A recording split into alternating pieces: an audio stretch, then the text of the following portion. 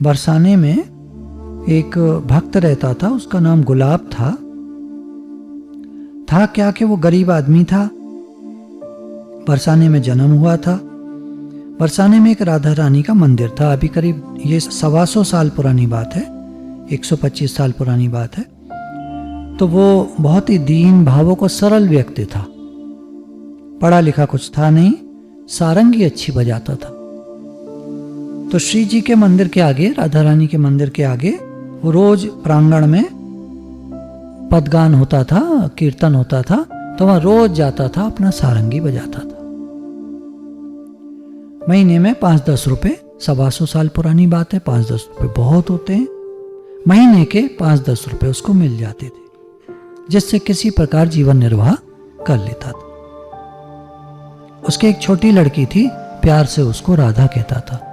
मुसलमान था ये, पर जन्म हुआ था बरसाने में,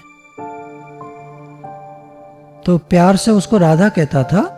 और जब सारंगी बजाता तो वो राधा जो लड़की थी वो नाचा करती थी वहां पर। लोग जानते भी थे मुसलमान है, पर कोई क्या है ना, भाव है, ठीक है, कोई नाच रहा है, कोई बजा रहा है, उसका क्या जाता है किसी का।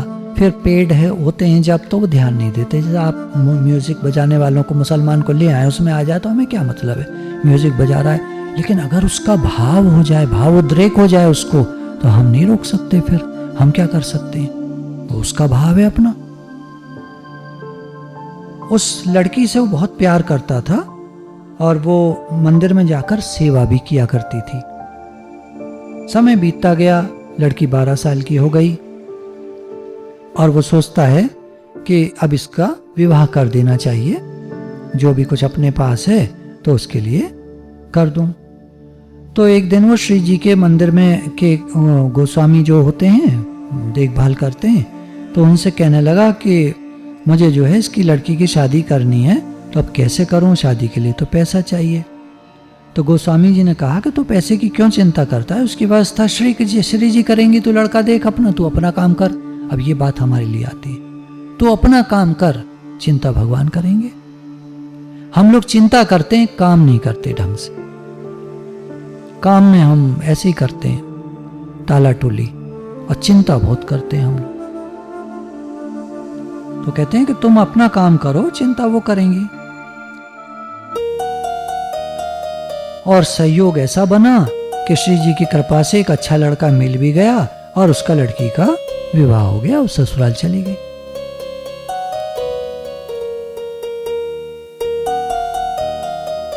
अब वो चली तो गई ससुराल।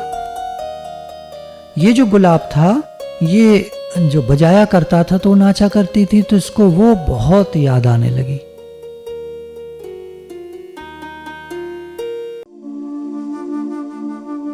राधा के विदा होते ही गुलाब गुम हो गया। उसकी भूख प्यास, गाना बजाना सब उसके साथ विदा हो गए। 3 दिन 3 रात भूखा प्यासा श्री जी के मंदिर के द्वार पर बैठा रहा।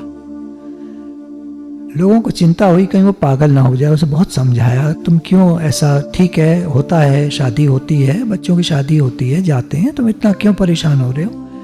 कहता है मैं सारंगी बजाऊं, नाचे कौन। 2-4 दिन और बीते, सो रहा था वहीं मंदिर की सीढ़ियों पर, सो जाता था, कहाँ घर जाऊं, कोई है नहीं। देखता क्या है कि सारंगी बजाने लगा और उसकी बेटी राधा रानी वहां नाचने लगी। उस झंकार ने उसकी अंतरात्मा तक को झंझोर दिया। आंखें खुल गईं। देखता है बेटी नहीं, स्वयं राधा रानी बाहर और नृत्य कर रही है, पायलों की झनकार। सजल और विस्फरित नेत्रों से उधर देखते हुए उसने कहा बेटी, और आगे बोल नहीं पाया। इसके पश्चात गुलाब को किसी ने नहीं देखा, गायब हो गया। काफी दिन बाद की बात है। मंदिर के गोस्वामी श्री जी को जैसे शयन कराते हैं, श्री विग्रह को शयन करा देते हैं, सुला देते हैं, पट बंद कर देते हैं और घर को जाते हैं, तो थोड़ा सा पेड़ों का एरिया पड़ता था रास्ते में। तो ये गोस्वामी जी जा रहे थे घर के लिए, तो रास्ते में आवाज आती है, गोसाई जी, गोसाई जी। पलट कर पूछते हैं कौन। पेड़ों के बीच से आवाज आती है, मैं त्योहारो गुलाब। निकल आता है अरे तू तो मर गया था, तू कहाँ से आया? वो कहता है कि मुझे राधा रानी ने अपने परिकरों में ले लिया है, अपने सेवकों में ले लिया है, मैं अब वहीं रहता हूं उनके पास, गोलोक। और अभी उनको सारंगी सुनाकर आ रहा हूं और शयन करा के आ रहा हूं। गोस्वामी जी इधर शयन करा कर आ रहे हैं, उधर वो कहता है। और ये लीजिए उनके प्रसादी पान, एक पान का होता है बीड़ा, वो दिया। गोस्वामी जी देखकर चौंकते हैं, अरे ये पान का बीड़ा तो अभी मैं मंदिर में रख कर आया हूं, इसके पास कैसे?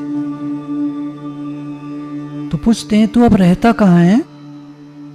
तो उसने कहा मैं वहीं चबूतरे पर रहता हूं मंदिर के आगे, जहां से अभी आप आ रहे हो।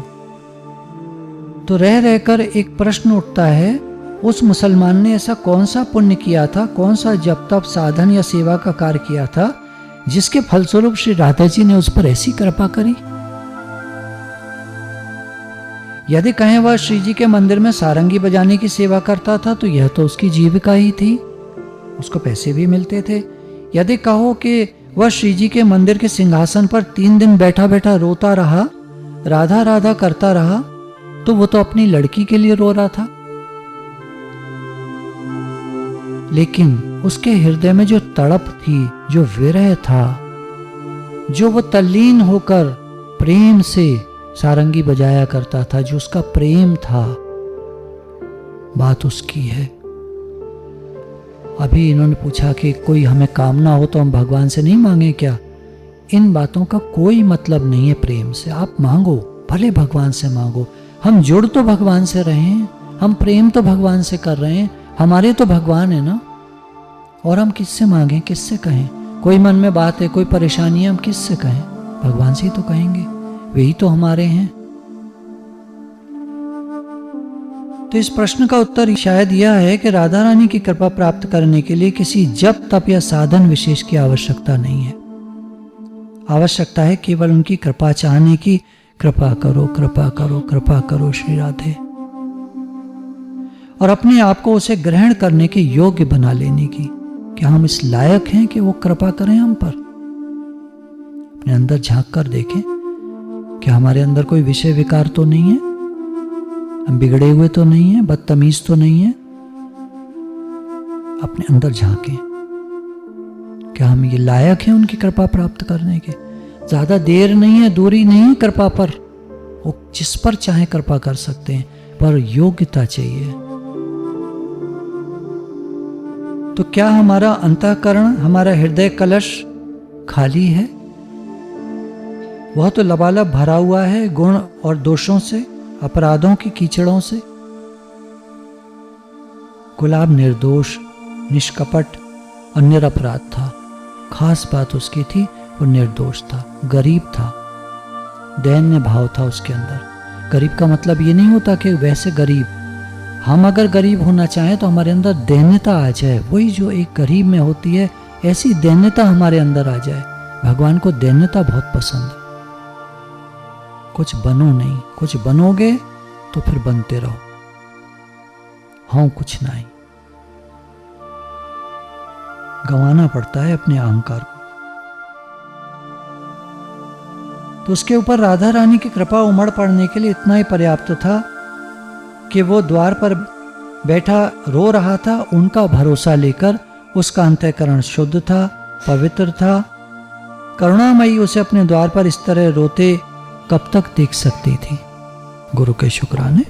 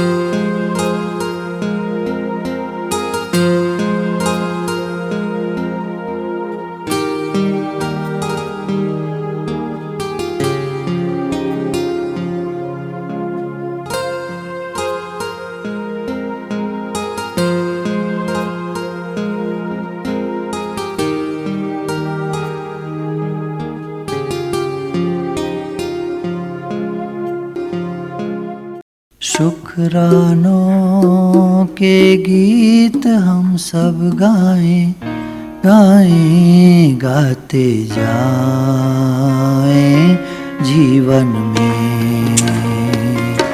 शुक्रानों के गीत हम सब गाएं गाएं गाते जाएं जीवन में।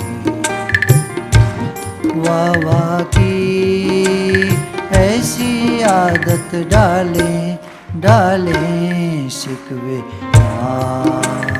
हो जीवन में। वाह वाह की ऐसी आदत डालें डालें शिकवे हो।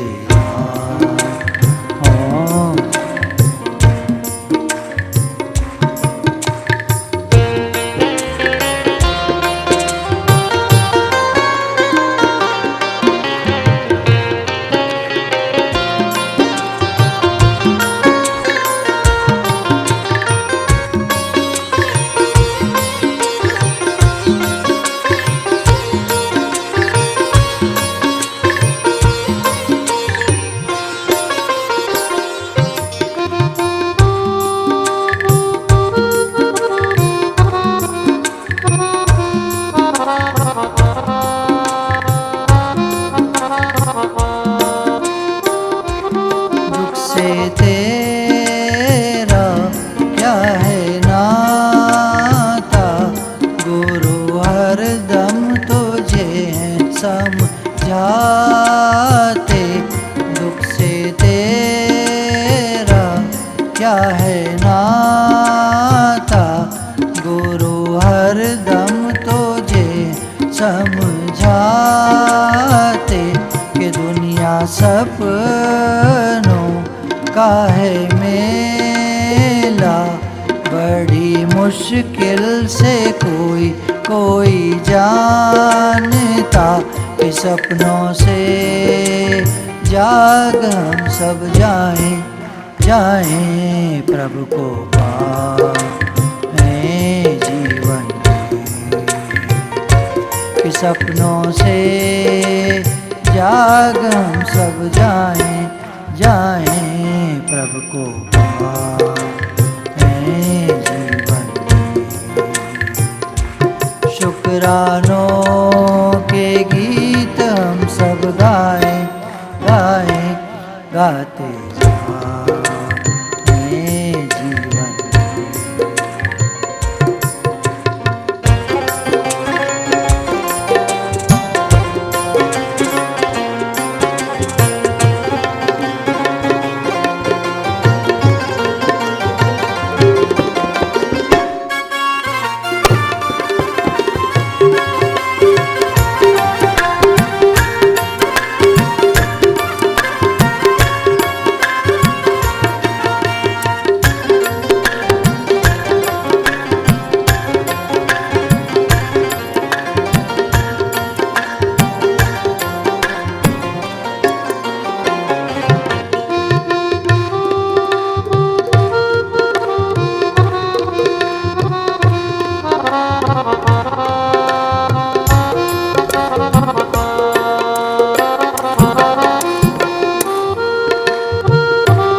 हालत आए चाहे जैसी, लुट ना पाए मन की मस्ती।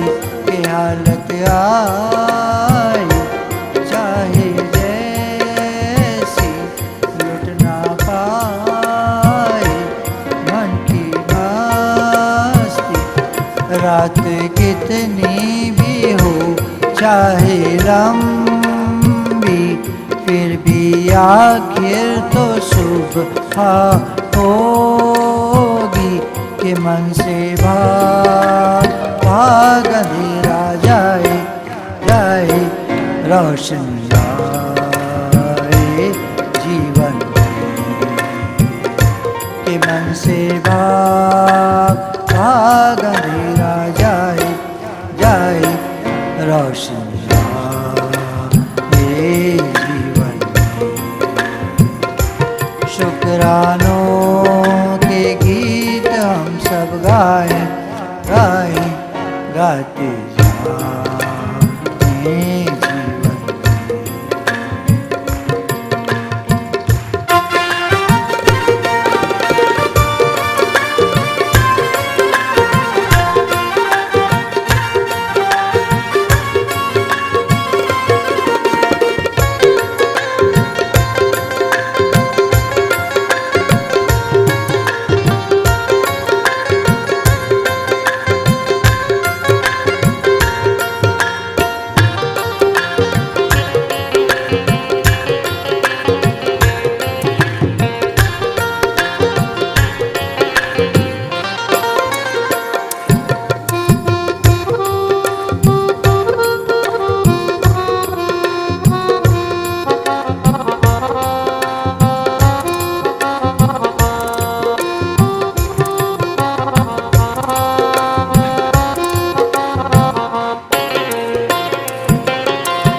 जीवन नैया बड़ी कमजोर है, पर माझी मेरा बड़ा जोर है।